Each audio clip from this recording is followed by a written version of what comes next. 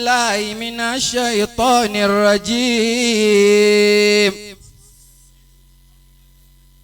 بسم الله الرحمن الرحيم.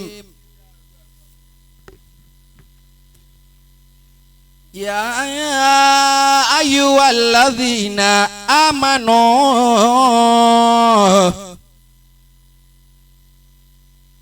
اتقوا الله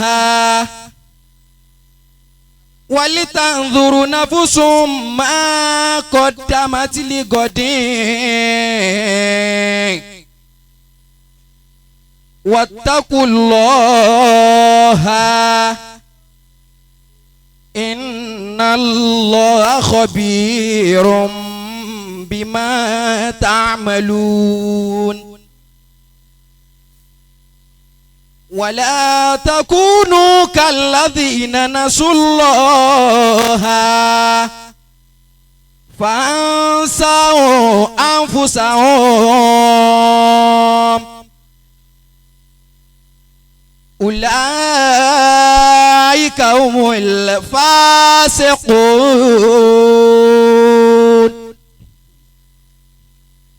لا يستوي أصحاب النار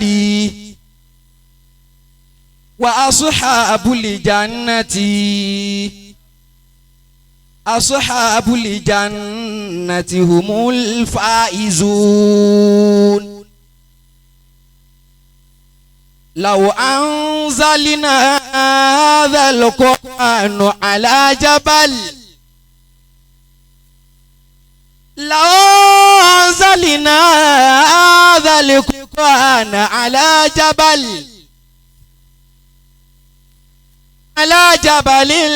لرأيته خاشعا متصدعا من خشية الله. وتلك الأمثال نضربها للناس لعلهم يتفكرون. هو الله الذي لا إله إلا هو عالم الغيب والشهادة هو الرحمن الرحيم.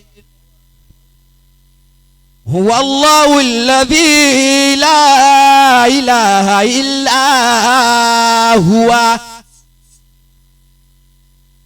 الملك القدوس السلام المؤمن السلام المؤمن المهيمن العزيز الجبار المتكبر. سبحان الله عما يشركون. هو الله الخالق البارئ المصور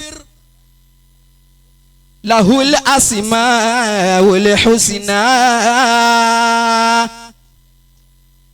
يسبح له ما في السماوات والأرض وهو العزيز الحكيم. صدق الله العلي العظيم.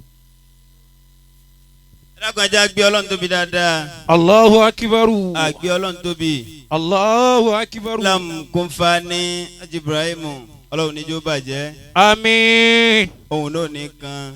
Àmín. Ọlọ́run àfa lọ́dọ̀ Ọlọ́run. Àmín. Lọ́lá àwọn tí a gbà fún. Àmín.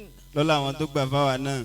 Àmín. La hawla wala quwwata. Illa billahi aliyyil azim. Owó Al-Qur'ani nígbà tí ó ti jẹ́ pàjọ́ ń ṣe ni. Tí ìwọ náà ó sì dìde ẹ̀yin gídọ́ lọ́jọ́ kó sì òbí rẹ o. Tí ọ dìde tí àjọ wa sanwó Al-Qur'ani nísìn.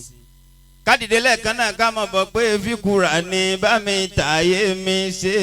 Fi Kùránì bá mi tàyé mi ṣe.